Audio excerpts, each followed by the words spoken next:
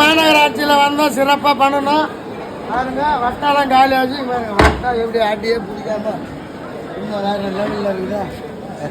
Juice biryani இல்லைண்ணா, கொஞ்சம் கூட அடி பிடிக்காம அப்படியே குலுக்கிக்காம லேசா அண்ணா பிரியாணி உதிரி உதிரியா கொட்டுதுண்ணா.